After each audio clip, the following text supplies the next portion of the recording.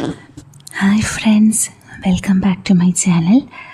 It's me Aleena. അപ്പോൾ ഇന്ന് പതിവ് പോലെ ഒരു പുതിയ അടിപൊളി സ്റ്റോറിയായിട്ടാണ് വന്നിട്ടുള്ളത്. കേൾക്കാം. ഞാൻ കീർത്തന, ഒരു ഭാര്യയാണ്, 2 മക്കളുടെ അമ്മയാണ്. എനിക്കിപ്പോൾ 37 വയസ്സ് പ്രായമുണ്ട്. സർക്കാർ ഉദ്യോഗസ്ഥയാണ്. ഞങ്ങളുടെ ഓഫീസിൽ 4 പേരാണുള്ളത്. ഞാൻ അവിടെ പ്യൂണായി ജോലി ചെയ്യുന്നു. എൻ്റെ കുടുംബത്തെപ്പറ്റി പറഞ്ഞില്ലല്ലോ. ഞാനും ഭർത്താവും മക്കളും അടങ്ങുന്നതാണ് എൻ്റെ കുടുംബം. പക്ഷേ വീട്ടിൽ ഒരുപാട് പേരുണ്ട്. എൻ്റെ ഭർത്താവിൻ്റെ വീടെന്ന് പറയുന്നത് ഒരു കൂട്ടുകുടുംബമാണ്. ഭാഗം എപ്പൊക്കെ കഴിഞ്ഞെങ്കിലും എല്ലാവരും മാറി താമസമാക്കിയിട്ടില്ല. എൻ്റെ ഭർത്താവ് സുബി എന്ന് വിളിക്കും. പുള്ളിക്കാരനാണ് ഏറ്റവും ഇളയത്. മൂത്തത് 3 ആണുങ്ങൾ, പിന്നെ 2 പെണ്ണുങ്ങൾ, പിന്നെ 2 ആണുങ്ങൾ. അത് കഴിഞ്ഞ് ചേട്ടനും. പെൺമക്കളെ 2 പേരും വിവാഹിതർ. എല്ലാവരും വിവാഹിതരാണ്. 4 കുടുംബങ്ങൾ ഇപ്പോഴും ഒരുമിച്ചാണ് താമസം. ഒരു കണക്കിന് സുഖവുമാണ്, എന്നാൽ ദോഷവുമാണ്. പ്രൈവസി എന്നൊരു സാധനം ഉണ്ടല്ലോ, അതിവിടെ കണി കാണാൻ കിട്ടില്ല. ഞാൻ ഇപ്പോഴും ആലോചിക്കാറുണ്ട്, എങ്ങനെ ഞാൻ ഈ വീട്ടിൽ ചേട്ടനൊപ്പം കിടക്ക പങ്കിട്ടെന്ന്. മുറികളെല്ലാം ഇടുങ്ങിയതും ഒട്ടും സ്ഥലമില്ലാത്തതുമാണ്. ഞാനും മക്കളും ചേട്ടനും കൂടി ഒരുവിധം തിങ്ങി നിറഞ്ഞ് കഴിയുന്നു. കല്യാണം കഴിഞ്ഞ സമയത്ത് ഇതിനേക്കാൾ കഷ്ടമായിരുന്നു. എല്ലാവരും ഒരുമിച്ചായിരുന്നു. ഏട്ടനെ ശരിക്കൊന്ന് കാണാനോ സംസാരിക്കാനോ എനിക്ക് കഴിയുമായിരുന്നില്ല. രാത്രിയിൽ പോലും ഉറങ്ങാത്ത ആരെങ്കിലുമൊക്കെ ഉണ്ടാകും. എപ്പോഴും ബഹളം തന്നെ. ഞങ്ങൾ വീട്ടിൽ 2 മക്കൾ മാത്രമാണുള്ളത്. എനിക്കൊരു അനിയൻ മാത്രമേ ഉള്ളൂ. അച്ഛനും അമ്മയും ഞങ്ങൾ 2 പേരും. ആ വീട്ടിൽ നിന്നും ഇങ്ങനെ ഒരു അന്തരീക്ഷത്തിൽ ജീവിക്കുന്നത് ശരിക്കും വീർപ്പുമുട്ടൽ നിറഞ്ഞതായിരുന്നു. എന്ത് ചെയ്യാം, വിധി അല്ലാതെന്ത്. കോളേജിൽ പഠിക്കുമ്പോൾ എനിക്കൊരു അഫെയർ ഉണ്ടായിരുന്നു. അത് നടന്നില്ല. എൻ്റെ വീട്ടിൽ സമ്മതമായിരുന്നു. പക്ഷേ പുള്ളിയുടെ വീട്ടുകാർ എതിർത്തു. പിന്നെ ഞങ്ങൾ തന്നെ ആ ബന്ധം വേണ്ടാന്ന് വെച്ചു. പുള്ളിയല്ല കേട്ടോ ഈ കഥയിലെ നായകൻ. എൻ്റെ ഹസ്ബൻഡ് ഒരു കട നടത്തുകയാണ്. വീടിനോടടുത്ത് തന്നെ അവരുടെയാണ് കടമുറിയും സ്ഥലവുമെല്ലാം. അച്ഛനായിട്ട് തുടങ്ങിയതാണ്. അതിപ്പോൾ ഏട്ടൻ നടത്തുന്നു. വലിയ വരുമാനമൊന്നുമില്ല, എന്നാലും പുള്ളിക്ക് അതാണ് ജീവൻ. അച്ഛനായിട്ട് ആരംഭിച്ചതല്ലേ. എന്തൊക്കെയോ വൈകാരിക സെൻറ്റിമെൻറ്റ്സ്. സുബിയേട്ടൻ ഒരു പ്രത്യേക ക്യാരക്ടറാണ്. തീരെ റൊമാൻറ്റിക് അല്ല. ഒരു കാടൻ സ്വഭാവം. ആരോടും അങ്ങനെ ചിരിക്കുകയൊന്നുമില്ല. എപ്പോഴും സീരിയസ് ആണ് പുള്ളി. വിവാഹം കഴിഞ്ഞിട്ട് ഇപ്പോൾ വർഷങ്ങൾ കഴിഞ്ഞു. ഞാനും ആ അന്തരീക്ഷവുമായി പൊരുത്തപ്പെട്ടു. അമ്മായിയമ്മ പാവമായിരുന്നു. നാത്തൂമാരങ്ങനെ വരാറില്ല. രക്ഷപ്പെട്ടു പോയതല്ലേ, അതാവും വരാത്തത്. എനിക്ക് 2 ആൺമക്കളാണ്. ഒരാൾ 7ലും മറ്റേയാൾ 4ലും. എൻ്റെ 34ാം വയസ്സിലാണ് എനിക്ക് ജോലി ലഭിക്കുന്നത്. അതിനു മുമ്പ് ഞാൻ പ്രൈവറ്റ് ജോബ് ചെയ്തിരുന്നു. എങ്ങനെയും ഒരു സ്ഥിര വരുമാനം വേണമെന്ന എൻ്റെ ആഗ്രഹം ദൈവങ്ങൾ കേട്ടു എന്ന് പറഞ്ഞാൽ മതി. കുറച്ച് ദൂരെയാണ് എനിക്ക് ആദ്യ പോസ്റ്റിംഗ് ലഭിച്ചത്. മറ്റുള്ള ജീവനക്കാർ നല്ല സഹകരണമായിരുന്നു. അതുകൊണ്ട് വലിയ പ്രയാസങ്ങൾ ഉണ്ടായില്ല. മക്കളെ എൻ്റെ കൂടെ കൂട്ടി അവിടെ അടുത്തൊരു സ്കൂളിൽ ചേർക്കണം എന്നൊക്കെ വിചാരിച്ചതാ. അതൊന്നും നടന്നില്ല. അഡ്മിഷൻ കഴിഞ്ഞിരുന്നു. അങ്ങനെ കാലങ്ങൾക്ക് ശേഷം ഞാൻ തനിച്ചായി. മക്കളെ കാണാതെ എനിക്കെന്തോ വല്ലാത്ത വിഷമം. ഏട്ടനെ കാണണം എന്നൊരു തോന്നലില്ലായിരുന്നു. എങ്ങനെ തോന്നാൻ? എന്നോടൊന്നും പുള്ളി അധികം സംസാരിക്കാറില്ല. ആകെ കൂടി ഒരു ചിന്ത മാത്രമേ ഉള്ളൂ, കട കട കട. എന്തു പറഞ്ഞാലും അവസാനം അത് കടയിലെത്തും. മടുത്തു. എനിക്കിപ്പോൾ ഞാനൊന്നും പറയാറില്ല. എന്നാൽ കട കൊണ്ട് എനിക്കോ മക്കൾക്കോ എന്തെങ്കിലും പ്രയോജനം അതുമില്ല. മക്കൾക്കും അച്ഛനോട് വലിയ അടുപ്പമൊന്നുമില്ല. എന്നുവെച്ച് സ്നേഹമില്ലാതെയുമില്ല. അവർക്ക് എന്തെങ്കിലും വേണമെങ്കിലും എന്താവശ്യത്തിനും അവരെന്നോടാണ് പറയുന്നത്. ഏട്ടൻ അത്രയും സൗകര്യം. പഠിക്കാനും കളിക്കാനും മറ്റു കാര്യങ്ങൾക്കും മിടുക്കന്മാരാണ്. അവർ അത്യാവശ്യം സ്വാതന്ത്ര്യം ഞാൻ അവർക്ക് കൊടുക്കാറുണ്ട്. വലിയ കുരുത്തക്കേടൊന്നും അവർ കാണിക്കാറില്ല. മക്കളെ കൊണ്ട് എനിക്കൊരു ബുദ്ധിമുട്ടും ഇല്ല എന്ന് ചുരുക്കം. എൻ്റെ ആദ്യത്തെ ഓഫീസിൽ എല്ലാവരും അത്യാവശ്യം പ്രായമുള്ളവരായിരുന്നു. വലിയ അടുപ്പമൊന്നുമില്ല, തികച്ചും ഔദ്യോഗികമായ ബന്ധം. ജോലി കിട്ടി 1 വർഷവും 8 മാസവും കഴിഞ്ഞപ്പോൾ എനിക്ക് സ്ഥലം മാറ്റം ലഭിച്ചു. വീടിൻ്റെ അടുത്തേക്ക്. അവിടെ ഒഴിവ് വന്നപ്പോൾ ഞാൻ വെറുതെ ഒരു അപേക്ഷ നൽകിയതാണ്. മറ്റാരും അങ്ങോട്ടേക്ക് സ്ഥലം മാറ്റത്തിന് അപേക്ഷിക്കാത്ത കാരണം എനിക്ക് കിട്ടി. വീണ്ടും ആ നരകത്തിൽ പോകണമല്ലോ എന്ന ടെൻഷൻ എനിക്കുണ്ടായിരുന്നു. പക്ഷേ മക്കളെ കാണാമല്ലോ എന്ന സന്തോഷത്തിൽ ഞാൻ മറ്റെല്ലാം മറന്നു. ഈ ഓഫീസാണ് എൻ്റെ ജീവിതം തന്നെ മാറ്റിമറിച്ചത്. വീടിനോട് ചേർന്നല്ല, ഒരു 3 കിലോമീറ്റർ ദൂരമുണ്ട് ഓഫീസിലേക്ക്. ബസ്സിലാണ് ഞാൻ പോയി വരാറ്. ഇവിടെ ഞാൻ വന്ന സമയത്ത് ഒരു ലേഡി ആയിരുന്നു ഓഫീസർ, പാവം മാഡം. പിന്നെ ഒരു ചന്ദ്രേട്ടൻ, മൂപ്പർ എൻ്റെ മുകളിലുള്ള ഉദ്യോഗസ്ഥനാണ്, പ്രായം 50. പുള്ളിയാണ് അവിടുത്തെ പ്രധാന ജോലിയൊക്കെ ചെയ്തിരുന്നത്. മാഡം അങ്ങനെ ജോലികളൊന്നും ചെയ്യില്ല, പാവത്തിന് വയ്യ. കുറേ ദൂരെ നിന്നാണ് വരുന്നത്. പിന്നെ തൂക്കാനും തുടയ്ക്കാനുമായി ഒരു ചേച്ചിയുണ്ട്. രാവിലെ വന്ന് ഓഫീസ് തുറക്കുന്നതും ക്ലീൻ ആക്കുന്നതും ചേച്ചിയാണ്. ചേച്ചി അവധി എടുക്കുമ്പോൾ ആ ജോലി ഞാൻ ചെയ്യും. അങ്ങനെ ദിവസങ്ങൾ കൊഴിഞ്ഞുകൊണ്ടിരുന്നു. 1 വർഷം ഇങ്ങനെയൊക്കെ പോയി. മാഡം സ്ഥലം മാറിപ്പോയി. ഇനി ആരാ വരിക എന്നിട്ടറിയാതെ ഞാൻ ആകെ ടെൻഷനായി. ഇതുവരെ നല്ല സുഖമായിരുന്നു. ദേഷ്യപ്പെടുന്ന മേലധികാരികൾ ആരും ഇല്ലായിരുന്നു. ഒരാഴ്ച ആ കസേര അനാഥമായി തുടർന്നു. പുതിയ ഉത്തരവിറങ്ങി. ഞങ്ങൾക്ക് നാഥനെ കിട്ടി. നിപുൺ മേനോൻ. പുള്ളി വന്ന് ചാർജ് എടുത്തു. ചെറുപ്പം എന്നൊക്കെ പറഞ്ഞാൽ ഇത്ര ചെറുപ്പത്തിൽ എങ്ങനെ ഇത്ര നല്ല ജോലി കിട്ടിയോ ആവോ. കാണാനും കൊള്ളാം. സ്വഭാവം, അതാണ് പുള്ളിയുടെ ഹൈലൈറ്റ്. ഇനിയാണ് നമ്മൾ കാര്യത്തിലേക്ക് കടക്കുന്നത്. നിപുണാണ് എൻ്റെ ജാരൻ, എൻ്റെ ജീവിതം തന്നെ മാറ്റിമറിച്ചവൻ. ഓഫീസ് തന്നെ ആകെ മാറി. നിപുൺ വന്നതിന് ശേഷം ചന്ദ്രേട്ടനാണ് ഏറ്റവും കൂടുതൽ ആശ്വാസം കിട്ടിയത്. ജോലികൾ മിക്കതും നിപുൺ തന്നെ ചെയ്തു. നല്ല സപ്പോർട്ടാണ്. ചെറുപ്പം, നല്ല സ്മാർട്ടും, പിന്നെ എല്ലാം ചെയ്യാനുള്ള മനസ്സും. വരുന്ന ആളുകൾക്കൊക്കെ ഭയങ്കര കാര്യമാണ് പുള്ളിയെ. നിങ്ങൾ വിചാരിക്കുന്നുണ്ടാവും ഞാനെന്താ മേലധികാരിയെ പേരെടുത്ത് വിളിക്കണേ എന്ന്. ആദ്യമൊക്കെ സാറെന്നാണ് വിളിച്ചിരുന്നത്. നിപുൺ തന്നെയാണ് അത് പേരിലേക്ക് മാറ്റിച്ചത്. ഞങ്ങളെക്കാൾ ചെറുപ്പമായതുകൊണ്ടാണോ എന്തോ പേര് വിളിച്ചാൽ മതിയെന്ന് പറഞ്ഞു. പിന്നെ അവൻ്റെ എളിമയും വിനയവും സ്നേഹവും എന്നെ അതിന് പ്രേരിപ്പിച്ചു എന്ന് പറയാം. ചന്ദ്രേട്ടൻ്റെ പ്രായം മാനിച്ച് അദ്ദേഹത്തിന് അധികം അവധി നൽകിയിരുന്നു. എന്നും വരണ്ട, റെസ്റ്റ് എടുക്കൂ എന്നൊക്കെ സ്നേഹപൂർവ്വം ശാസിച്ചു. ചന്ദ്രേട്ടനും നിപുണിനെ മകനെ പോലെയാണ് കണ്ടിരുന്നത്. എന്നെയും അങ്ങനെ തന്നെ. മിക്കവാറും ഞാനും നിപുണും മാത്രമായിരുന്നു ഓഫീസിൽ. ജോലികളെല്ലാം എനിക്ക് പറഞ്ഞു തന്നു.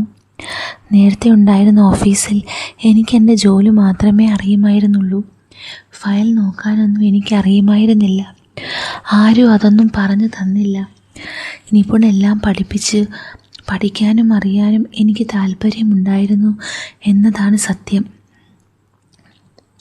തനിച്ചുള്ള ഒഴിവ് സമയങ്ങളിൽ ഞങ്ങൾ പേഴ്സണൽ കാര്യങ്ങൾ സംസാരിക്കുമായിരുന്നു. എൻ്റെ വീടിനെയും വീട്ടുകാരെയും പറ്റിയും ഞാൻ നിപുണുമായി സംസാരിച്ചു. അവൻ്റെ ഏറ്റവും വലിയ മേന്മ ഞാൻ സംസാരിക്കുമ്പോൾ ഇടയ്ക്ക് കയറില്ല എന്നതായിരുന്നു. എൻ്റെ സങ്കടങ്ങൾ, സന്തോഷങ്ങൾ എല്ലാം ശ്രദ്ധയോടെ കേട്ടിരിക്കുമായിരുന്നു. കുഞ്ഞുങ്ങൾ കഥ കേൾക്കാനിരിക്കുന്ന പോലെ എൻ്റെ മുന്നിലിരുന്ന് എൻ്റെ എല്ലാ കാര്യങ്ങളും കേൾക്കും, എന്നെ ആശ്വസിപ്പിക്കും. എനിക്ക് നഷ്ടപ്പെട്ടു പോയ എൻ്റെ ചില സുഹൃത്തുക്കളുണ്ട്. അവർക്ക് പകരമായി ഞാൻ നിപുണിനെ കണ്ടു. മക്കളുമായും അവൻ വളരെ നല്ല അടുപ്പത്തിലായിരുന്നു. അവരുമായി ഫോണിൽ സംസാരിക്കും. സിനിമ, കളികൾ, കഥകൾ തുടങ്ങി അവർക്കിഷ്ടമുള്ള കാര്യങ്ങൾ വിനോദത്തിലൂടെ അറിവ് നൽകുകയും ചെയ്തു. സുബിയേട്ടനോടും നിപുൺ സൗഹൃദം പങ്കുവച്ചു. ഇതൊക്കെ വീട്ടിൽ വരാറുണ്ട്. എല്ലാവർക്കും വലിയ കാര്യമാണ്. ഏകദേശം 2 വർഷം അങ്ങനെ പോയി. നിപുണിന് കല്യാണാലോചനകൾ വന്നു. അവന് ജോലിയോ സാമ്പത്തികമോ ഒന്നും വേണ്ടായിരുന്നു. നല്ലൊരു പെൺകുട്ടി മാത്രമായിരുന്നു വേണ്ടത്. അവൻ്റെ വിവാഹകാര്യത്തിൽ ഞാനായിരുന്നു ഏറ്റവും കൂടുതൽ ശ്രദ്ധ കാണിച്ചത്. എൻ്റെ അനിയനെ പോലെ തന്നെയാണ് എനിക്ക് അവനും. എൻ്റെ അനിയൻ്റെ ഭാര്യയുടെ ഒരു സുഹൃത്തുണ്ട്, രചന. കാണാൻ തെറ്റില്ല. വിദ്യാഭ്യാസം ആവശ്യത്തിനുണ്ട്. വലിയ സാമ്പത്തികമൊന്നുമില്ലാത്ത ഇടത്തരം കുടുംബത്തിൽപ്പെട്ടൊരു കുട്ടി. അവളെ കണ്ടപ്പോൾ എനിക്ക് നിപുണനെ ഓർമ്മ വന്നു. ഞാനത് ശ്യാമയോട് പറഞ്ഞു. ശ്യാമ എൻ്റെ അനിയൻ്റെ ഭാര്യയാണ്. ഞാൻ പറഞ്ഞു, നിപുണനെ അവൾക്കും അറിയാം, നേരിട്ട് കണ്ടിട്ടുമുണ്ട്. അല്ല ചേച്ചി, നിപുണേട്ടൻ ഇപ്പോൾ എത്ര പ്രായമുണ്ട്? അവനിപ്പോൾ 27 വയസ്സായി. അപ്പോൾ കുഴപ്പമില്ല, അവൾക്ക് 24 ആകുന്നതേ ഉള്ളൂ. നിന്നേക്കാൾ ഇളയതാണോ? നിൻ്റെ അഭിപ്രായം എന്താ? എനിക്കിഷ്ടമായി, അവൾക്കും ഇഷ്ടമാവും. ഞാൻ എന്തായാലും അവളോട് ചോദിക്കാം. എടി, അത് വേണ്ട, അവനൊന്നും കാണാതെ എങ്ങനെ? അവൻ ഇഷ്ടപ്പെടണ്ടേ? അതും ശരിയാ. നീ ഒരു കാര്യം ചെയ്യ്, അവളെയും കൂട്ടി ഓഫീസിലേക്ക് വാ. അത് കൊള്ളാം, എന്തും പറഞ്ഞ് വരും. വല്ല ഷോപ്പിങ്ങും ആണെന്ന് പറഞ്ഞിറങ്ങ്. എന്തേലും പറഞ്ഞ് ഇങ്ങോട്ട് കൂട്ടിക്കൊണ്ട് വാ. അത് ഞാൻ ഏറ്റു. ഒരാഴ്ച കഴിഞ്ഞ് ശ്യാമ രചനയെ കൂട്ടി ഓഫീസിലേക്ക് വന്നു. നിപുണെ, എനിക്കൊരു കാര്യം പറയാനുണ്ട്. എന്താ ചേച്ചി? ശ്യാമ വന്നിട്ടുണ്ട്. പോണെങ്കിൽ ചേച്ചി പൊക്കോ. അതല്ല, അവളുടെ കൂടെ ഒരു ഫ്രണ്ടുമുണ്ട്. അതിനെന്താ? സാർ, അവൾക്കൊരു കമ്പനി കൊടുക്കോ? ഞങ്ങളിപ്പോൾ വരാം. അതിനെന്താ മാഡം, കൊടുക്കാമല്ലോ. എന്നാ വാ. രജനി, ഇത് ഞങ്ങളുടെ സാറ് നിപുൺ. നിങ്ങളൊന്ന് പരിചയപ്പെട്. ഞങ്ങളിപ്പോൾ വരാം. അയ്യോ ശ്യാമേച്ചി, ഇപ്പോൾ വരാം പെണ്ണെ, നീ ഇവിടെ ഇരി. എൻ്റെ രജനി, ഇങ്ങനെ പേടിച്ചാലോ? ഇപ്പോൾ വരാടോ. അവരെ അവിടെ തനിച്ച് വിട്ടിട്ട് ഞാനും ശ്യാമയും പുറത്തിറങ്ങി. കുറച്ച് മുന്നോട്ട് പോയാൽ ഒരു കടയുണ്ട്. ഞങ്ങൾ അവിടെ കയറി ഒരു ചായയും പപ്സും കഴിച്ചു. അല്പം സമയം കഴിഞ്ഞ് തിരിച്ചു ചെന്നു. ശബ്ദമുണ്ടാക്കാതെ ഞങ്ങൾ ചെന്ന് നോക്കി. രണ്ടുപേരും നല്ല വർത്തമാനത്തിലാണ്. ഞങ്ങൾ വന്നത് ശല്യമോ? നിപുൺ സാറേ, ചേച്ചി വന്നോ? ഞങ്ങൾ ചുമ്മാ ഓരോന്ന് പറഞ്ഞിരിക്കുകയായിരുന്നു. രചന ഇറങ്ങിയാലോ? ചേച്ചി. അവർ പെട്ടെന്ന് തന്നെ പോയി. എങ്ങനെയുണ്ട് രചന? നല്ല കുട്ടിയാ. ഇഷ്ടമായോ? എന്താ ഇപ്പോൾ ഇങ്ങനൊരു ചോദ്യം? പറ, ഇഷ്ടമായോ? തരക്കേടില്ല. എന്താ സംഭവം? കുറേ ആയില്ലേ പെണ്ണ് നോക്കുന്നു, ഒന്നും ശരിയായില്ലല്ലോ. അമ്പടി ചേച്ചി, അപ്പോൾ എൻ്റെ പെണ്ണ് കാണലാണോ ഇപ്പോൾ കഴിഞ്ഞേ? അതെ, മോന് മനസ്സിലായില്ലേ? ഇല്ലെന്നേ, വല്ലാതെ കഷ്ടമായിപ്പോയി. എന്തു പറ്റി? ഒന്നുമില്ല, ഒന്നും ചോദിക്കാൻ പറ്റിയില്ല. അച്ചോടാ, അതിനൊക്കെ ഇനി സമയമുണ്ട്. പറ, ഇഷ്ടമായോ അവളെ? തരക്കേടില്ല, കെട്ടിയേക്കല്ലേ. മോന് ശരിക്കും ഇഷ്ടമായെങ്കിൽ മാത്രം മതി. ഇഷ്ടപ്പെടാതിരിക്കാൻ ഞാനൊന്നും കണ്ടില്ല. നിറം ഇച്ചിരി കുറവാണോ? അത് കുഴപ്പമില്ല, നല്ല ഐശ്വര്യമുണ്ട് കാണാൻ. അത് ശരിയാ, നല്ല മുഖശ്രീയുള്ള കുട്ടി. പിന്നെ കുറഞ്ഞു മെലിഞ്ഞിട്ടല്ലേ? അതിനെന്താ ചേച്ചി, അതൊന്നും എനിക്ക് കുഴപ്പമില്ല. നല്ല കുട്ടിയാ, നിനക്ക് ചേരും. ഞാൻ എന്നാൽ വീട്ടിൽ പറയാം. ആ കുട്ടിക്ക് കൂടി ഇഷ്ടമാവണ്ടേ? അതറിയാനൊരു പ്രയാസവുമില്ല. ശ്യാമയോട് ചോദിക്കാം.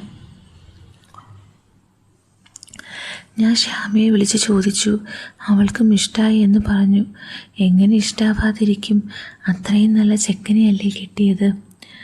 അങ്ങനെ കുറച്ച് നാൾ കൂടി കഴിഞ്ഞു. അതിനിടയ്ക്ക് എനിക്ക് പ്രമോഷൻ കിട്ടി, ഒപ്പം സ്ഥലം മാറ്റവും. അതെനിക്ക് വല്ലാത്തൊരടിയായിരുന്നു.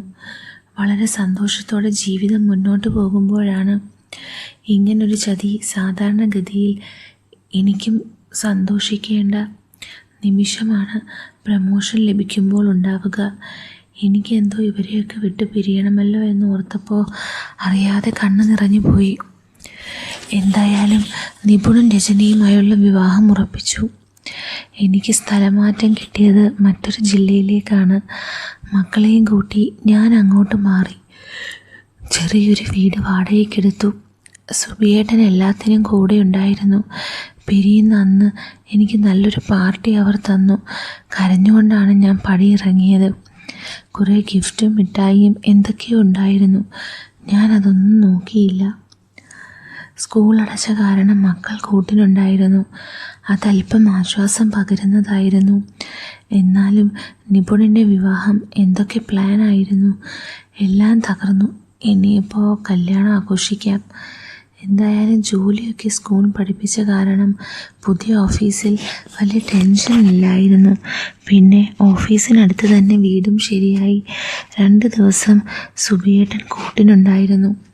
ഇടയ്ക്ക് വല്ലപ്പോഴും അങ്ങേരുന്ന ശാരീരിക ബന്ധം ആ വീട്ടിൽ വെച്ച് നടന്നു. എനിക്കെന്തോ അതിനോടൊന്നും ഇപ്പോൾ ഒരു താല്പര്യവുമില്ല. ആഗ്രഹിച്ച സമയത്ത് അതൊന്നും ആഗ്രഹിച്ച പോലെ കിട്ടിയില്ല. ഏട്ടനും വലിയ ധൈര്യമൊന്നും കാണിച്ചിട്ടുമില്ല. ഇടയ്ക്കൊക്കെ ഞാൻ ഓർക്കും, എന്നെ കാണാൻ കൊള്ളില്ലേ? ഒരാണിന് താല്പര്യം ജനിക്കാൻ വേണ്ടതല്ലേ? എനിക്കില്ലേ അതൊക്കെ? കുളിക്കുമ്പോൾ ഞാൻ എൻ്റെ ശരീരത്തിലൂടെ വിരലോടിച്ച് നോക്കും. എല്ലാം അത്യാവശ്യത്തിന് എനിക്കുണ്ട്. വഴിയിലൂടെ പോകുമ്പോൾ എൻ്റെ ഉയർച്ച താഴ്ചകളിലേക്ക് കൊതിയോടെ നോക്കുന്ന ആളുകളെ ഞാൻ കണ്ടിട്ടുണ്ട്. ആദ്യമൊക്കെ വല്ലാതെ വരുമായിരുന്നു. പിന്നെ പിന്നെ ഞാനും അതൊന്നും ശ്രദ്ധിക്കാറില്ല. സാരിയാണ് ഞാൻ അധികവും ഉടുക്കാറ്. അതിൻ്റെ കാരണക്കാരൻ നിപുണാണ് കേട്ടോ. ചുരിദാറും ഇടയ്ക്കൊക്കെ ഞാൻ ഇടാറുണ്ടായിരുന്നു. ഒരിക്കൽ അവൻ എന്നോട് പറഞ്ഞു, ചേച്ചി സാരി ഉടുത്താൽ മതി. ചുരിദാർ ഇടുമ്പോൾ എന്തോ ഒരു ചേർച്ചക്കുറവ്. സാരി നന്നായി ചേരും. അന്നൊരനിയൻ്റെ വാക്കായി കണ്ടു. ഞാൻ പിന്നെ സാരി മാത്രമാക്കി. എന്നാലും മാന്യമായി മാത്രമേ വസ്ത്രം ധരിക്കാറുള്ളൂ. വയറും പൊക്കിളും കാണിച്ച് സാരി ഉടുക്കുന്നത് പണ്ടേ ഇഷ്ടമല്ല. എന്നാലും വല്ലപ്പോഴും പൊക്കിളിനടിയിലേക്ക് സാരി ഇറങ്ങാറുണ്ട്. എപ്പോഴും ശ്രദ്ധിക്കാറുണ്ട്. എന്നാലും വല്ലപ്പോഴുമൊക്കെ അത് മറ്റുള്ളവർ കാണും. ചിലരുടെ നോട്ടം കാണുമ്പോൾ അറിയാം പൊക്കിൾ പുറത്താണെന്ന്. പെട്ടെന്ന് തന്നെ ഞാൻ സാരി നേരെ പിടിച്ചിടും. സ്കൂൾ അടച്ച അവധിക്കായിരുന്നു നിപുണിൻ്റെയും രചനയുടെയും വിവാഹം. കേമമായിരുന്നു വിവാഹം. ആർഭാടമായ കല്യാണം. അവനുള്ള ഡ്രസ്സ് ഞാനാണ് വാങ്ങിയത്. അതെൻ്റെ അവകാശം പോലെ തോന്നി. കുറേ കാലങ്ങൾക്ക് ശേഷം ചന്ദ്രേട്ടനെയും കണ്ടു. വയ്യാതായിരിക്കുന്നു. പാവത്തിന് വിരമിക്കാൻ ഇനി അധിക നാളില്ല. വിവാഹത്തിന് ശേഷം ആശംസകൾ അറിയിച്ച് ഞാനും മക്കളും അവിടെ നിന്നും തിരിച്ചു.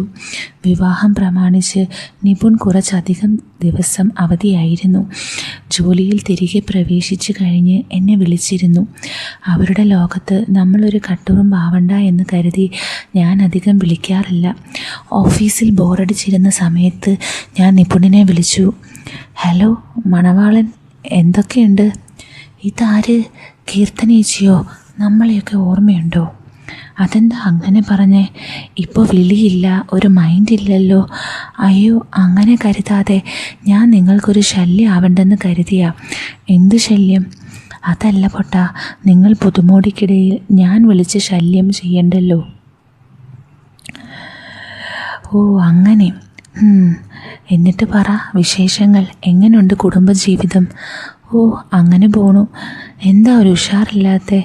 ഏയ് ചുമ്മാ തോന്നിയതാവും.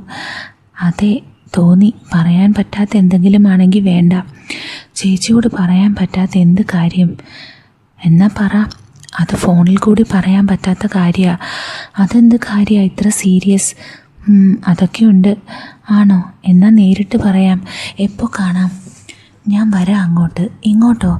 എന്തേ വല്ല പ്രശ്നവുമുണ്ടോ? ഏയ് ഇത്ര ദൂരം? അതൊന്നും കുഴപ്പമില്ല. ഞാൻ അവിടെ റൂം എടുക്കാം. കുറച്ചായില്ലേ ചേച്ചിയെയും മക്കളെയും കണ്ടിട്ട്. റൂമൊന്നും എടുക്കണ്ട, ഇവിടെ സൗകര്യമുണ്ട്. ഇങ്ങോട്ട് പോരെ. ആരെങ്കിലും എന്തെങ്കിലും പറയോ? ആരെന്ത് പറയാൻ? നീ ഇങ്ങോട്ട് വാ. ഞാൻ വരാം. സ്റ്റേ വേണ്ട ചേച്ചി. നിൻ്റെ ഇഷ്ടം പോലെ ചെയ്യേ. എന്നാൽ ഞാൻ വെള്ളിയാഴ്ച വരാം. രചന എവിടെ? അവളെയും കൂട്ടായിരുന്നു. അവൾ അവിടെ വീട്ടിലാ. ആണോ? എന്ന് പോയി? 2 ദിവസമായി. അതാ ഞാൻ വെള്ളി വരാമെന്ന് പറഞ്ഞത്. അതാവുമ്പോൾ ശനി അവിടെ പോയി അവളെയും കൂട്ടി വരാമല്ലോ. എന്നാൽ അങ്ങനെ ചെയ്യേ. എന്താവും എന്നോട് ഇത്ര കാര്യമായിട്ട് പറയാനുള്ളത് എന്ന് ഞാൻ ആലോചിച്ചുകൊണ്ടിരുന്നു. ആദ്യമായാണ് അവനെ ഇത്ര സീരിയസ് ആയി കാണുന്നത്. എന്താണാവോ കാര്യം? ആലോചിക്കും തോറും എനിക്കും എന്തോ പോലെ. പിന്നെ അത് വിട്ടു. മക്കളുടെ കൂടെ കൂടി അവർക്കിപ്പോൾ ഇവിടെ ഫ്രണ്ട്സൊക്കെ ആയി. സുബിയേട്ടൻ വല്ലപ്പോഴും വരും. ഉച്ചയ്ക്ക് വരും, രാത്രി പോകും. അതാണ് പതിവ്. വല്ലപ്പോഴും രാത്രിയിൽ നിന്നാലായി. മക്കൾ നിർബന്ധിക്കുമ്പോൾ നിൽക്കും. അല്ലാതെ എനിക്ക് വേണ്ടിയോ എന്നെ കാണാൻ വേണ്ടിയോ ഒന്നുമല്ല. ഇപ്പോൾ മക്കൾക്കും മനസ്സിലായി തുടങ്ങി. അതുകൊണ്ടാണോ എന്തോ അവരും നിർബന്ധിക്കാറില്ല. ഇടയ്ക്ക് എന്നോട് ചോദിക്കും, അച്ഛൻ എന്താണ് അമ്മേ ഇങ്ങനെയെന്നൊക്കെ. എനിക്ക് തന്നെ ഉത്തരമില്ലാത്ത ചോദ്യമാണത്. പിന്നെ ഞാൻ എങ്ങനെ മറുപടി പറയാൻ? എന്തെങ്കിലും പറഞ്ഞ് ഞാൻ ഒഴിയും. പാവം കുട്ടികൾ, മറ്റുള്ള കുട്ടികൾ അച്ഛൻ്റെ കൂടെ കൂട്ടുകൂടുന്നതും കളിക്കുന്നതും കാണുമ്പോൾ അവർക്ക് വലിയ സങ്കടമാണ്. എന്ത് ചെയ്യാൻ, ഓരോ വിധി. വെള്ളി ഞാൻ ഓഫീസിൽ പോയി. ഉച്ചയ്ക്ക് നിപുൺ വന്നു. അവൻ കുറച്ച് മാറി ഒരു മുറി എടുത്തിരുന്നു. ഞാൻ ഫുഡ് കൊണ്ടുപോയില്ല, അവൻ്റെ കൂടെ കഴിക്കാമെന്ന് പറഞ്ഞിരുന്നു. അവൻ ഓഫീസിലേക്ക് വന്നു. കുറച്ചു നേരം അവിടെയുള്ളവരോട് സംസാരിച്ചു. പിന്നെ ഞങ്ങൾ ഇറങ്ങി. എന്താ മോനെ, എന്താ ഇത്ര സീരിയസ് കാര്യം? പറയാം ചേച്ചി, ആദ്യം നമുക്ക് എന്തെങ്കിലും കഴിക്കാം. നല്ല വിശപ്പുണ്ട്. എവിടെ നിന്ന് കഴിക്കും? ഞാൻ താമസിക്കുന്ന ഹോട്ടലിൽ നിന്നും കഴിക്കാം. അവിടെ ഫുഡ് കൊള്ളാം. എന്നാൽ അങ്ങോട്ട് പോകാം. ഞങ്ങൾ ഹോട്ടലിൽ പോയി ഫുഡ് കഴിച്ചു. നല്ല അടിപൊളി ഹോട്ടൽ, നല്ല ഫുഡും. ചേച്ചി, എനിക്കിവിടെ റൂമുണ്ട്.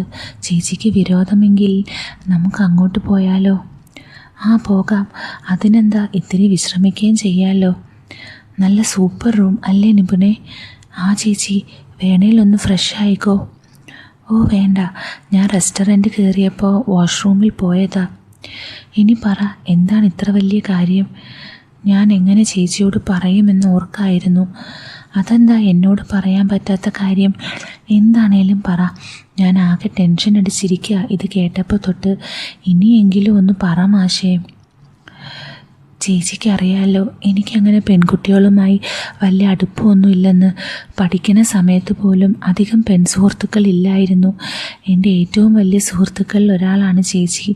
അതുമാത്രമല്ല, ഈ കാര്യം അങ്ങനെ ആരോടും കയറി പറയാൻ പറ്റില്ല. ഇതല്പം പേഴ്സണലാണ്. എന്തിനാ ഇത്രയും ആമുഖം? ഇടയ്ക്ക് കയറാതെ ഇതിങ്ങനെയേ പറയാൻ പറ്റൂ. എന്നാ പറ. ചേച്ചി, രചന നല്ല കുട്ടിയാ, എല്ലാം കൊണ്ട് ഉത്തമ ഭാര്യ. ഞാൻ മനസ്സിൽ കൊണ്ടു നടന്നതും ഇങ്ങനത്തെ ഒരു കുട്ടിയെ തന്നെയാണ്. പക്ഷേ അതുമാത്രമല്ലല്ലോ, ഭാര്യയും ഭർത്താവും ആകുമ്പോൾ ഒരു സ്പെഷ്യൽ റിലേഷൻ ഉണ്ടല്ലോ, അതിൽ ഞങ്ങൾ വൻ പരാജയമാണ്. നീ എന്താ പറയുന്നേ? അതെ ചേച്ചി, അവൾ ഇപ്പോഴും കന്യകയാണ്. അതെന്താ? അവളെ കൊണ്ട് പറ്റണില്ല. നീ ഇതെന്താ പറയുന്നേ?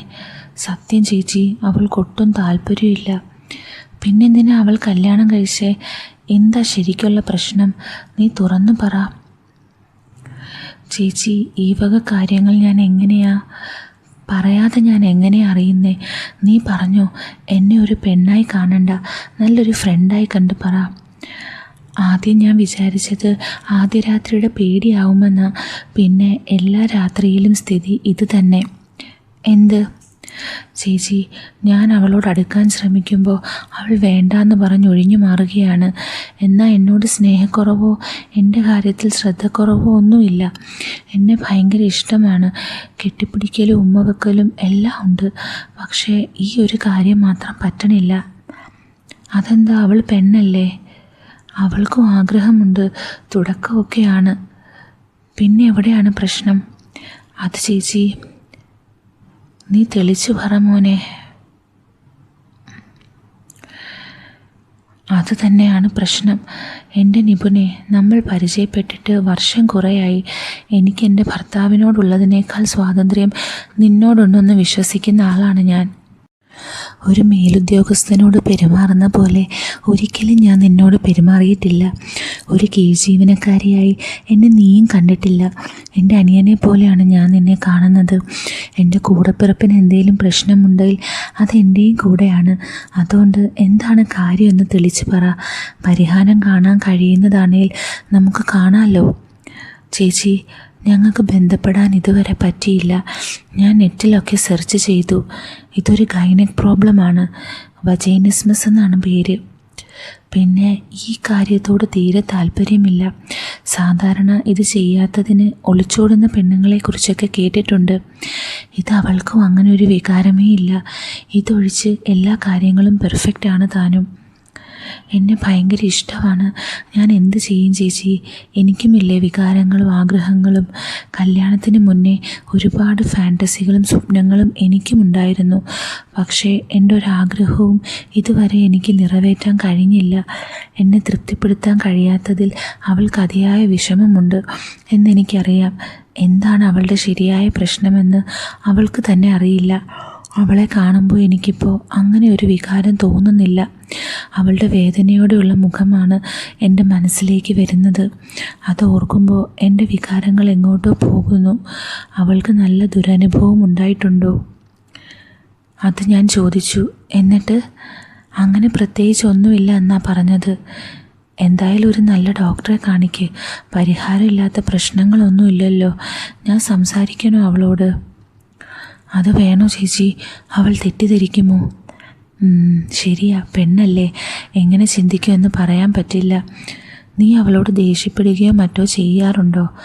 ഇല്ല ചേച്ചി, ഇതുവരെ ഞാൻ അവളെ ഒന്ന് ചീത്ത വിളിച്ചിട്ട് പോലുമില്ല. അതെന്തായാലും നന്നായി. ഇതും ഒരസുഖമായിരിക്കും മറ്റുള്ളവ പോലെ. എന്തായാലും നമുക്ക് ഡോക്ടറെ കാണാം. ചേച്ചിയോട് പറഞ്ഞപ്പോൾ ഒരാശ്വാസം. മറ്റാരോടും പറയണ്ട. എന്തായാലും വൈകാതെ നല്ലൊരു ഡോക്ടറെ കാണൂ. കുറച്ച് സമയം കൂടി അവൻ്റെ കൂടെ അവിടെ ചിലവഴിച്ചു. പിന്നെ ഞങ്ങൾ ഇറങ്ങി. അവൻ്റെ വിഷമം എനിക്ക് മനസ്സിലാവുമായിരുന്നു. ഞാനും ഏതാണ്ട് ഇതേ അവസ്ഥയിൽ തന്നെയല്ലേ.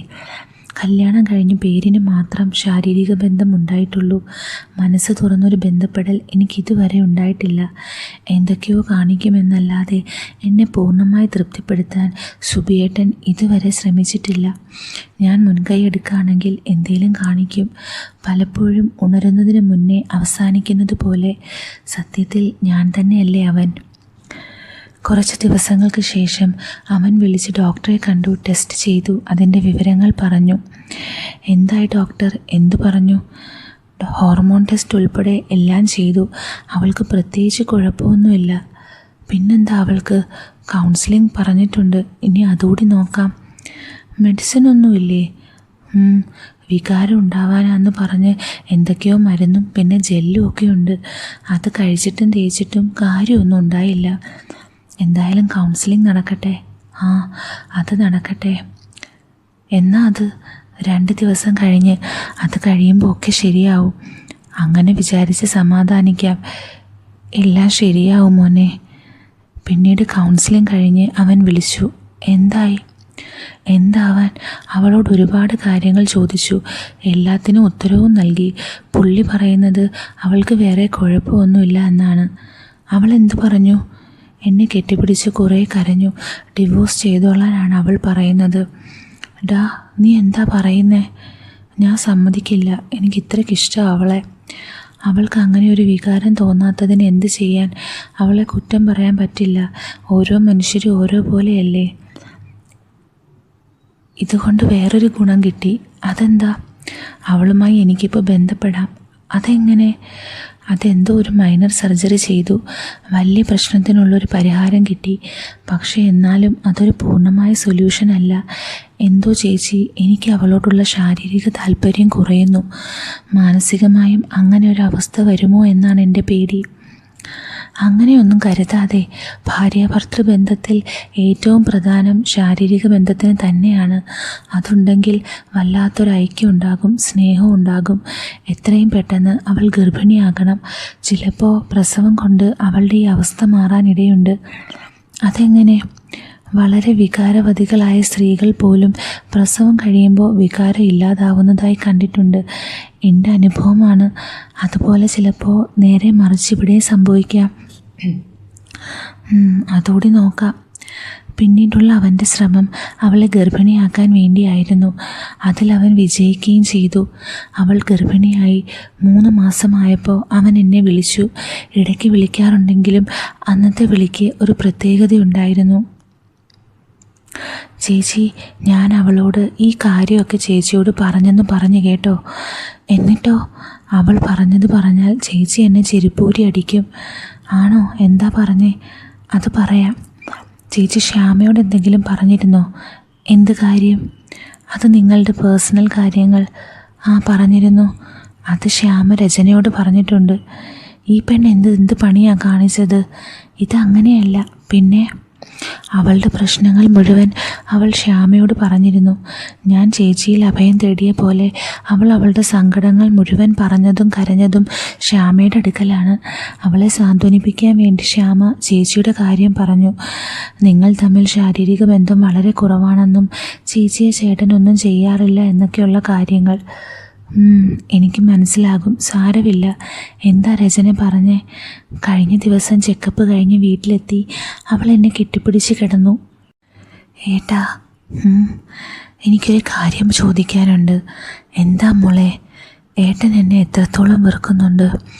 നീ എന്താ ഇങ്ങനെയൊക്കെ പറയുന്നേ? സത്യമല്ലേ? എന്ത് സത്യം? ഏട്ടനെ പോലെ എല്ലാം തികഞ്ഞൊരു പുരുഷൻ്റെ ഭാര്യയാവാൻ പോലും എനിക്ക് യോഗ്യതയില്ല.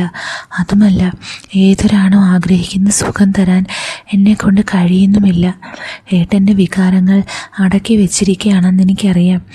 എല്ലാം ഞാൻ കാരണമാണ്. ഞാനൊരു കാര്യം പറയട്ടെ? പറ. നിറഞ്ഞ മനസ്സോടെ പൂർണ്ണ സമ്മതത്തോടെയാണ് ഞാനിത് പറയുന്നത്. എന്നെ ഒഴിവാക്കാൻ പറഞ്ഞാൽ ഏട്ടൻ കേൾക്കില്ല എന്നെനിക്കറിയാം. മനസ്സുകൊണ്ട് ഞാനത് ആഗ്രഹിക്കുന്നുമില്ല. ഏട്ടൻ്റെ ഭാര്യയായി എനിക്ക് മരണം വരെ ഏട്ടൻ്റെ കൂടെ ജീവിക്കണം. ഏട്ടാ, ഞാനല്ലാതെ മറ്റൊരു പെണ്ണിൽ നിന്നും ഏട്ടൻ ഈ സുഖം ലഭിച്ചാ? എന്തൊക്കെയാ നീ പറയുന്നേ? വെറുതെ പറഞ്ഞതല്ല. ഏട്ടൻ ഇഷ്ടമുള്ള ആരെ വേണമെങ്കിലും ഇവിടെ നമ്മുടെ റൂമിൽ വെച്ച് എനിക്കൊരു വിഷമവുമില്ല. നീ മിണ്ടാതെ കിടക്ക്, ഞാൻ വല്ലതും പറയും. സത്യം പറ, ഏട്ടൻ ആഗ്രഹമില്ലേ ഒരു പെണ്ണിൻ്റെ കൂടെ മനസ്സറിഞ്ഞൊന്ന് എല്ലാ രീതിയിലും ഉള്ള ബന്ധം വേണമെന്ന്? മോളെ, ഞാൻ തുറന്നു പറയൂ ഏട്ടാ, ഞാനല്ലേ ചോദിക്കുന്നേ. ഞാൻ ഇതുവരെ അങ്ങനെ പറയാതെ. സത്യം, എനിക്ക് അങ്ങനെ ഒരാഗ്രഹം നിന്നോട് മാത്രമേ തോന്നിയിട്ടുള്ളൂ. ഏട്ടാ, എന്നോട് ദേഷ്യമൊന്നും തോന്നരുത് ഞാനൊരു കാര്യം പറഞ്ഞാൽ. ഇല്ല, നീ പറ. ഏട്ടന് മറ്റൊരു പെണ്ണിൻ്റെ കൂടെ ചെയ്തൂടെ? എന്താ മോളെ ഇങ്ങനെ പറയണേ? ഞാൻ പൂർണ്ണ സമ്മതത്തോടെയാണ് പറയുന്നത്. ആരെങ്കിലും അറിഞ്ഞാൽ? അയ്യടാ കള്ള, അപ്പോൾ ആരെങ്കിലും അറിയുന്നതിലേ കുഴപ്പമുള്ളൂ അല്ലേ? ഒന്ന് പോയേടി. ഞാൻ ചുമ്മാ പറഞ്ഞതാ ഏട്ടാ, ആരും അറിയില്ല. ഇവിടെ നമ്മുടെ ബെഡ്റൂമിൽ വെച്ച് എൻ്റെ മുന്നിൽ വെച്ചാണെങ്കിൽ ആരറിയാൻ? എന്നാലും വേണ്ട, ഒരെന്നാലുമില്ല, സമ്മതിക്കണം. ഇനിയും ഇങ്ങനെ നീറി ജീവിക്കാൻ എനിക്ക് വയ്യ. ഒരു ദിവസം പോലും എനിക്ക് മനസ്സമാധാനം ഉണ്ടായിട്ടില്ല, അറിയോ? ഏട്ടൻ എന്നെ വഴക്ക് പറയുകയോ അടിക്കുകയോ ചെയ്തിരുന്നേൽ ഇത്രയും സങ്കടം വരില്ല എന്ന് തോന്നുന്നു. ഏട്ടൻ എന്നെ എത്രത്തോളം സ്നേഹിക്കുന്നു എന്നെനിക്കറിയാം. അതെനിക്ക് വല്ലാത്ത വേദനയും ഉണ്ടാക്കുന്നുണ്ട്. എനിക്കറിയില്ല ഏട്ടാ, നമ്മൾ ചെയ്യുമ്പോൾ എന്തോ ആ ഒരു ഫീൽ എനിക്ക് കിട്ടുന്നില്ല. മനസ്സിൽ ഞാൻ ആഗ്രഹിക്കുന്നുണ്ട് ഏട്ടന് വേണ്ടതൊക്കെ തരണമെന്ന്. പക്ഷേ ആ സമയം എത്തുമ്പോൾ എനിക്കെന്തോ അതിന് കഴിയുന്നില്ല. അതുകൊണ്ടാണ്, സമ്മതിക്കണം. ഇനി ഇങ്ങനെ ഭാര്യ ഉണ്ടായിട്ടും ശരിക്കുമുള്ള സുഖവും സന്തോഷവും അറിയാതെ എൻ്റെ ഏട്ടൻ വേറെ കെട്ടാമെന്ന് വിചാരിക്കേണ്ട. അതിന് ഞാൻ സമ്മതിക്കില്ല. എനിക്ക് വേണം എൻ്റെ പൊന്നിനെ. ആരെ വേണേലും ചെയ്തു, എങ്ങനെ വേണേലും എൻ്റെ എന്ത് സഹകരണവും ഇതിനുണ്ടാവും. ഇനി ആരെങ്കിലും വളയ്ക്കാൻ വല്ല സഹായവും വേണേൽ അതിനും റെഡി. ആരെങ്കിലും ഉണ്ടോ ഈ മനസ്സിൽ? ഒന്ന് പോടി, ഞാൻ ആരെക്കുറിച്ചും അങ്ങനെ ആലോചിച്ചിട്ടില്ല. പരിചയമുള്ള മുഖങ്ങൾ ഓരോന്നായി ആലോചിക്കുക. എന്നിട്ട് നല്ലൊരു ചരക്കിനെ തന്നെ കൊണ്ടുവന്ന് അവളുമായി രസിക്കുക. എന്തായാലും നിൻ്റെ പ്ലാനല്ലേ, നീ തന്നെ ഒരാളെ പറ. പറയാം, എന്നെ അടിക്കുകയും ചീത്ത വിളിക്കുകയോ ഒന്നും ചെയ്യരുത്. ഇല്ല, അങ്ങനെ പറഞ്ഞാൽ പോരാ. പിന്നെ സത്യം ചെയ്യ്, നമ്മുടെ കുഞ്ഞിനെ തൊട്ട്. സത്യം, ഞാൻ ആരോടും ഒന്നും പറയില്ല, പോരെ? ആളാരാ? ഏട്ടൻ്റെ ഫ്രണ്ട് തന്നെ. ആര്? കീർത്തനേച്ചി. കീർത്തനേച്ചിയോ? ഇതും പറഞ്ഞ് അങ്ങോട്ട് ചെല്ലുന്നേ, അവർ നിന്നെ ചെരുപ്പൂരി തല്ലും. അതൊന്നുമില്ല, അവരും ഒരു പെണ്ണാ. ഒന്ന് ഓർത്ത് നോക്ക്, എന്തേലും സുഖം അവരറിയുന്നുണ്ടോ? ശ്യാമേച്ചി പറഞ്ഞു. കുറേ എനിക്കറിയാം, പാവമാണ്. ജീവിതത്തിൽ എന്തെങ്കിലും സുഖം അവരും അറിയട്ടെ. സത്യത്തിൽ ഏട്ടനും ആ ചേച്ചിയും ഒരേ അവസ്ഥയിൽ തന്നെയല്ലേ? ഭർത്താവുണ്ടായിട്ടും വേണ്ട പരിഗണന അവർക്ക് കിട്ടുന്നുണ്ടോ? ഏട്ടൻ എല്ലാ സങ്കടവും പറയാൻ ആ ചേച്ചിയുണ്ട്. അവരുടെ സങ്കടം ആരോട് പറയും? അവരും ആഗ്രഹിക്കുന്നുണ്ടാവില്ലേ ഒരാണിൻ്റെ ചൂടേൽക്കാൻ? നീ പറയുന്നത് ശരിയാ, പക്ഷേ ഞാൻ ഇതുവരെ അവരെ അങ്ങനെ കണ്ടിട്ടില്ല. എൻ്റെ സഹോദരിയെപ്പോലെ മാത്രമേ ഞാൻ അവരെ ഇതുവരെ. സഹോദരിയെ പോലെ, അല്ലാതെ സഹോദരിയൊന്നും അല്ലല്ലോ. ഒരു തരത്തിലുമുള്ള രക്തബന്ധവും നിങ്ങൾ തമ്മിലില്ല. നല്ല സുഹൃത്തുക്കൾ, എല്ലാ തരത്തിലും സഹായിക്കുന്നവർ കൂടി ആവണം. നിങ്ങൾ രണ്ടാളും ഒരേ പ്രശ്നത്തിൽ പെടുന്നവരാണ്. രണ്ടു പേർക്കും പരസ്പര സഹായമാകുമിത്. നിങ്ങളുടെ രണ്ടാളുടെയും ജീവിതം തന്നെ മാറും. എന്ന് വെച്ച് കുടുംബം തകരുകയൊന്നുമില്ല. ഞാനും കൂടി അറിഞ്ഞല്ലേ. ഒരു ചിന്ന വീടൊക്കെ വേണ്ടേ മാഷേ? ചിന്ന വീട്, ഇതും പറഞ്ഞ് അങ്ങോട്ട് ചെന്നാൽ മതി. അതുപോട്ടെ, ചേച്ചി സമ്മതിച്ചാൽ ഏട്ടൻ ചെയ്യോ? അത് ഞാൻ അപ്പോൾ ആഗ്രഹമുണ്ടല്ലേ? എടി, അത് പിന്നെ ചേച്ചിയെപ്പോലെ സുന്ദരിയായ ഇത്രയും നല്ലൊരു പെണ്ണിനെ ആരായാലും ഇഷ്ടപ്പെട്ടു പോകില്ലേ? അതാ ഞാനും പറഞ്ഞത്. എൻ്റെ ഏട്ടനെ പോലെ ഇത്രയും സുന്ദരനും സൽസ്വഭാവിയുമായ ചെറുക്കനെ ഏത് പെണ്ണിനാ വേണ്ടാന്ന് പറയാൻ പറ്റുക? എന്നാലും ഇതെങ്ങനെ മോളെ? ഏട്ടൻ ധൈര്യമായി അവതരിപ്പിക്കൂ. ബാക്കി നമുക്ക് നോക്കാന്നേ. പിന്നെ എനിക്കങ്ങും വയ്യ. നല്ലൊരു സൗഹൃദ ബന്ധമാണ്, അത് നശിപ്പിക്കാൻ എനിക്ക് വയ്യ. നല്ല സൗഹൃദമാണെങ്കിൽ ഒരിക്കലും അത് നശിക്കില്ല. ഏട്ടനൊന്ന് ശ്രമിക്ക്, ആലോചിക്കാം. എൻ്റെ ചേച്ചി, ഇതാണ് അവൾ പറഞ്ഞ കന്നന്തിരിവ്. എടാ മോനെ, അവരെ പൂർണ്ണമായും കുറ്റം പറയാൻ പറ്റില്ല. കുറേയൊക്കെ അവൾ പറഞ്ഞതിലും കാര്യമില്ലേ? എന്നോട് ദേഷ്യമുണ്ടോ ചേച്ചി? എന്തിന്? ആർക്കായാലും ദേഷ്യം വരില്ലേ? സാധാരണ രീതിയിൽ ദേഷ്യം വരും. ഇതങ്ങനെ അല്ലല്ലോ. പിന്നെ എടാ, അവൾ പറഞ്ഞത് സത്യമല്ലേ? ഞാനും നീയും തുല്യ ദുഃഖിതരല്ലേ ഒരു കണക്കിന്? എന്നാലും നമ്മൾ തമ്മിൽ ഒന്നുമില്ല എന്ന് വെച്ച് ദേഷ്യം തോന്നേണ്ട ഒന്നും എനിക്ക് തോന്നിയില്ല. പിന്നെ ഇത്രത്തോളം സഹകരണവും മനസ്സിലാക്കി പ്രവർത്തിക്കുകയും ചെയ്യുന്നൊരു ഭാര്യയെ കിട്ടുക എന്ന് വെച്ചാൽ പുണ്യം ചെയ്യണം. നിൻ്റെ നല്ല മനസ്സിൻ്റെ അവളെപ്പോലൊരു പെണ്ണിനെ നിനക്ക് കിട്ടിയത്. ശരിയാ ചേച്ചി, അവളെ വഞ്ചിക്കാൻ എനിക്ക് വയ്യ. അതിനിതെങ്ങനെ വഞ്ചനയാകും? അവൾ അറിഞ്ഞുകൊണ്ടല്ലേ, അവളുടെ സമ്മതത്തോടെ, അതും അവളുടെ മുന്നിൽ വെച്ച്. അവളങ്ങനെ പറഞ്ഞു, ശരി തന്നെ. എന്നാലും അവൾക്കത് സഹിക്കാൻ പറ്റുമോ? അവൾക്കെന്നല്ല, ഏതെങ്കിലും പെണ്ണിന് സഹിക്കാൻ കഴിയുമോ? എല്ലാ പെണ്ണിനും പറ്റില്ല, പക്ഷെ അവൾക്ക് പറ്റും. അതെന്താ? അവളെക്കൊണ്ട് പറ്റാത്ത കാര്യം മറ്റൊരാളിലൂടെ നിനക്ക് സാധിപ്പിച്ചു തരണമെന്നേ അവൾ ഉദ്ദേശിച്ചുള്ളൂ. മാനസികമായി നിങ്ങൾ തമ്മിലുള്ള അടുപ്പം ഒരിക്കലും പോവുകയും ചെയ്യരുത്. എന്നാൽ ശാരീരികമായി നിനക്ക് ലഭിക്കേണ്ടതായ സന്തോഷം എല്ലാം കിട്ടുകയും വേണം. അവൾ എന്താ എൻ്റെ പേര് പറയാൻ കാരണം എന്നറിയാവോ? ഇല്ല, ഞാനാകുമ്പോൾ ഒരിക്കലും നിൻ്റെ ജീവിതത്തിലേക്ക് വരില്ല. 2 മക്കളുമായി കഴിയുന്ന ഒരു പെണ്ണ്, മക്കൾക്കായി മാത്രം ജീവിക്കുന്ന പെണ്ണ്. ശാരീരിക ബന്ധം തീരെ ഇല്ല എന്ന് തന്നെ പറയാം. അങ്ങനെയുള്ള ഞാൻ നീയുമായി ഒരു ബന്ധമുണ്ടായാൽ അത് ശാരീരിക ബന്ധം മാത്രമായി നിലനിൽക്കും. ഒരിക്കലും കൂടെ താമസിക്കണമെന്നോ നിന്നെ സ്വന്തമാക്കണമെന്നോ ഞാൻ പറയില്ല. അതവൾക്ക് നല്ല ഉറപ്പുണ്ട്. പിന്നെ പ്രായത്തിലെ വ്യത്യാസവും നമ്മൾ തമ്മിലുള്ള അടുപ്പവും. ഇത്രയും ബുദ്ധി അവൾക്കുണ്ടായിരുന്നു അല്ലേ? പെണ്ണിനെ അത്ര എളുപ്പത്തിൽ മനസ്സിലാക്കാൻ കഴിയില്ല മോനെ. അതുപോട്ടെ, നിനക്കിനി എന്നോട് അങ്ങനെ വല്ല താല്പര്യവുമുണ്ടോ? ഇല്ല ചേച്ചി, അവൾ പറഞ്ഞത് അതുപോലെ ഞാൻ പറഞ്ഞെന്ന് മാത്രം. എന്തോ ചേച്ചിയോടൊന്നും ഒളിച്ചു വെക്കാൻ എനിക്ക് കഴിയില്ല. എന്നാലും എപ്പോഴെങ്കിലും മനസ്സിൽ എവിടെയെങ്കിലും ഒരിഷ്ടം? ഇല്ല ചേച്ചി, സത്യമായി ഒരിക്കൽ പോലും ഞാൻ മറ്റൊരു രീതിയിൽ ചേച്ചിയെ. എനിക്കറിയാം, ഞാൻ വെറുതെ ചോദിച്ചെന്നേ ഉള്ളൂ. നിൻ്റെ മുന്നിൽ നിൽക്കുമ്പോൾ ഞാൻ എൻ്റെ വസ്ത്രങ്ങൾ പോലും നോക്കാറില്ല. സാരി മാറിക്കിടക്കുന്നുണ്ടോ, എന്തെങ്കിലും കാണുന്നുണ്ടോ എന്നുള്ള ചിന്ത പോലും എനിക്ക് വരാറില്ല. അത്രയ്ക്കും വിശ്വാസവും ഉറപ്പുമാണ് എനിക്ക് നിന്നോട്. അങ്ങനെ തന്നെയാണ് ചേച്ചി, ഇനിയും അങ്ങനെ തന്നെ ആയിരിക്കും. ഇതിൻ്റെ മാസ്റ്റർ ബ്രെയിൻ ആരാണെന്ന് നിനക്ക് മനസ്സിലായോ? ഏതിൻ്റെ? ഈ പ്ലാനിൻ്റെ? ഇല്ല, ശ്യാമയോ? അവളാണ് എൻ്റെ പേര് നിർദ്ദേശിച്ചത്. അതെങ്ങനെ ചേച്ചിക്കറിയാം? എടാ, അവൾക്കല്ലേ എൻ്റെ കാര്യങ്ങൾ അറിയൂ. അവളോടല്ലാതെ മറ്റാരോടും ഞാൻ ഇതുവരെ എൻ്റെ കാര്യങ്ങൾ പറഞ്ഞിട്ടില്ല. അവൾ എന്താ ചേച്ചിയുടെ പേര് പറഞ്ഞത്? അവളും ഒരു പെണ്ണായതുകൊണ്ട് എൻ്റെ പ്രയാസം അവൾ മനസ്സിലാക്കി, അത് തന്നെ കാര്യം. എന്നാലും അവൾ ഇത്രയ്ക്ക് ഫോർവേഡ് ആകുമെന്ന് ഞാൻ കരുതിയില്ല. അവളെ ഒന്ന് കാണണം. ചേച്ചി ചതിക്കല്ലേ, ഇതിപ്പോൾ ആകെ കൂടി അടിയാകുമോ? ഒരിക്കലുമില്ല, അതൊക്കെ ഞാൻ നോക്കിക്കോളാം. അവൻ്റെ ഫോൺ വെച്ചത് മുതൽ ഞാൻ വല്ലാത്തൊരവസ്ഥയിലായിരുന്നു. അവൻ്റെ വാക്കുകൾ അവനെ എനിക്ക് നന്നായി അറിയാം. ഒരിക്കൽ പോലും അവൻ എന്നെ വേറൊരു രീതിയിൽ നോക്കിയിട്ടില്ല. മനഃപൂർവ്വം സാരി അല്പം മാറ്റി വയറൊക്കെ കാണുന്ന രീതിയിൽ അവൻ്റെ മുന്നിൽ നിന്നിട്ടുണ്ട്. വേണ്ടാത്തൊരു നോട്ടം പോലും അവനിൽ നിന്നും ഉണ്ടായിട്ടില്ല.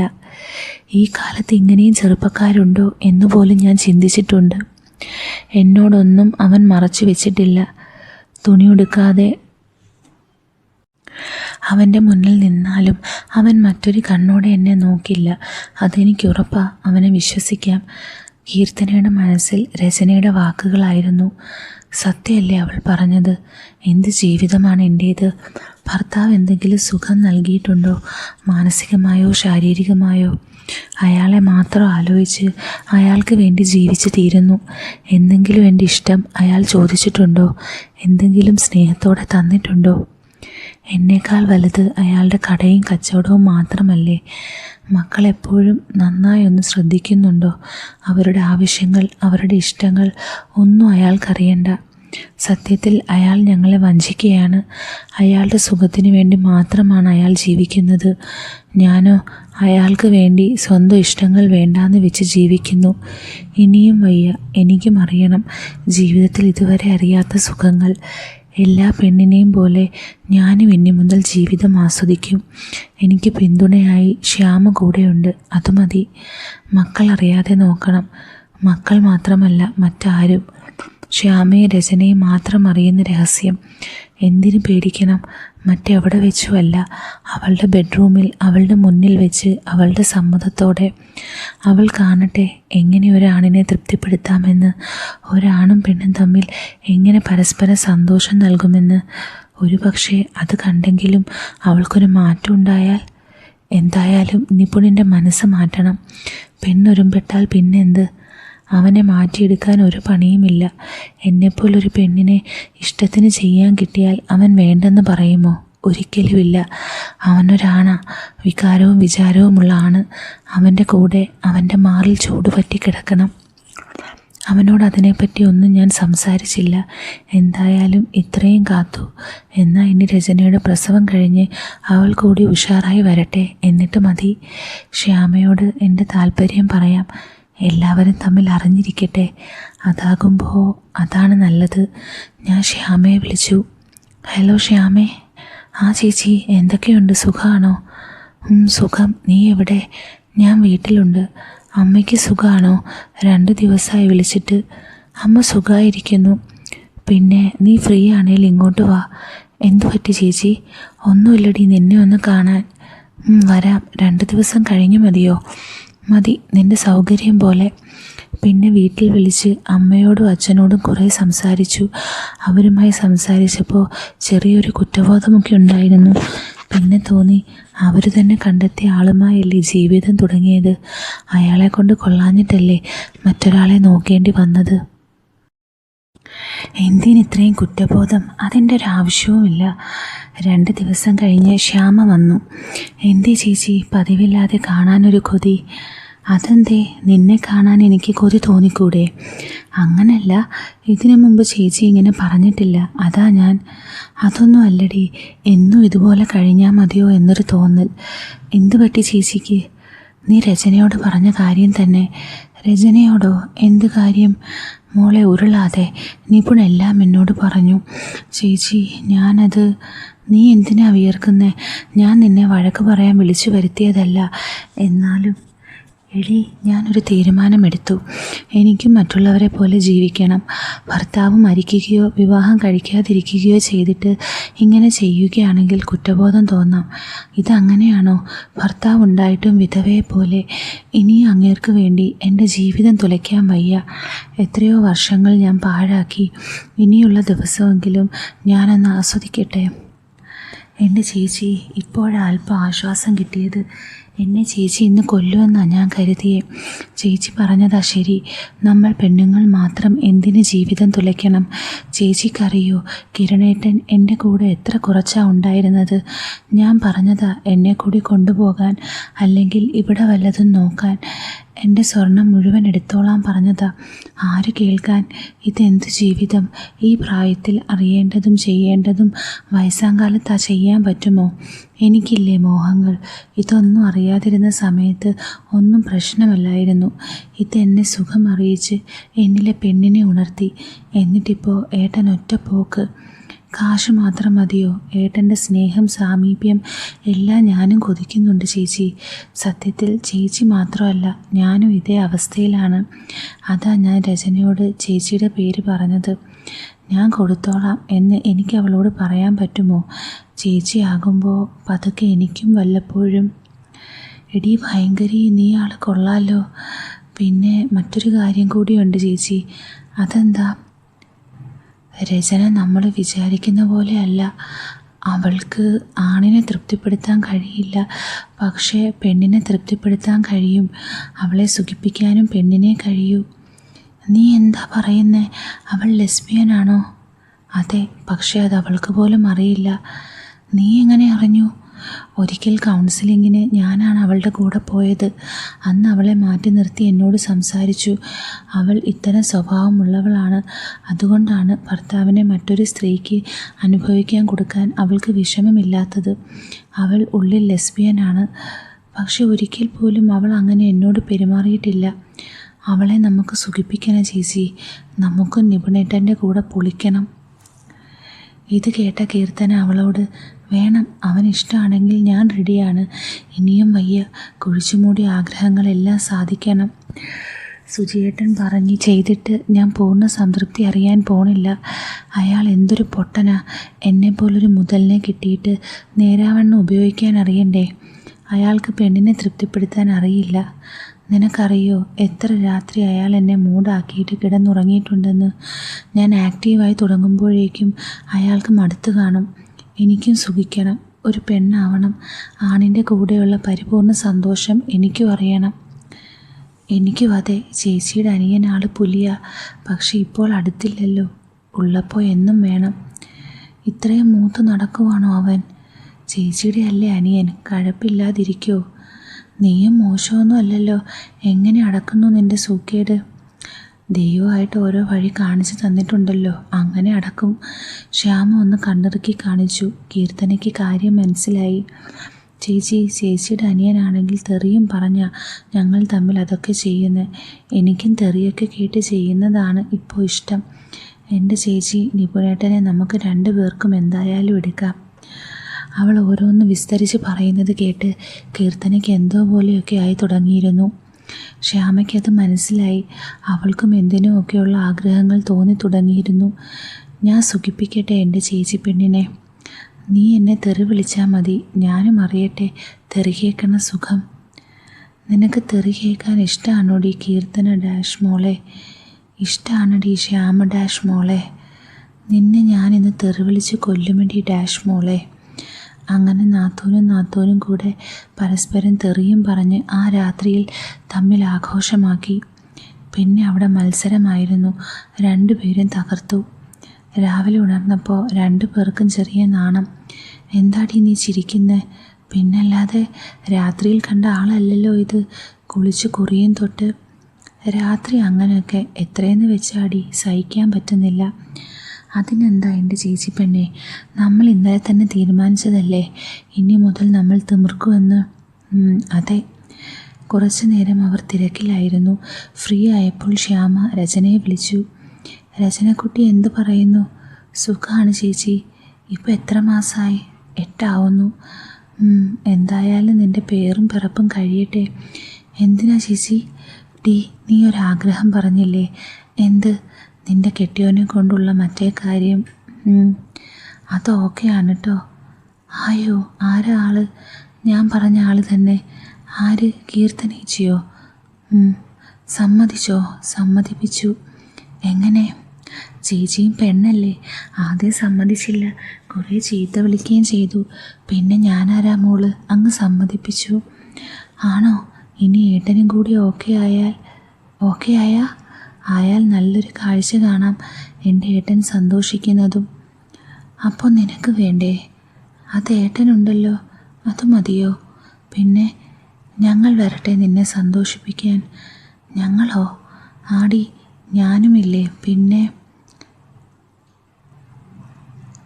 എടി ചേച്ചി, എന്നാൽ പിന്നെ നിനക്കങ്ങ് നേരെ വന്നാൽ പോരായിരുന്നു എൻ്റെ ചേച്ചി? ഞാൻ മാത്രം സന്തോഷിച്ചാൽ മതിയോടി. എൻ്റെ നാത്തൂനൊന്നുമില്ലാതെ കഷ്ടപ്പെടല്ലേ. അയ്യോ, എന്തൊക്കെയായി പറയണേ? ആദ്യമായാണോ കേൾക്കണേ? പോയ ചേച്ചി, എന്നിട്ട് എന്നാ ഇങ്ങോട്ട് വരണത്? അതാ പറഞ്ഞത് നിൻ്റെ പേര് കഴിയട്ടെ എന്ന്.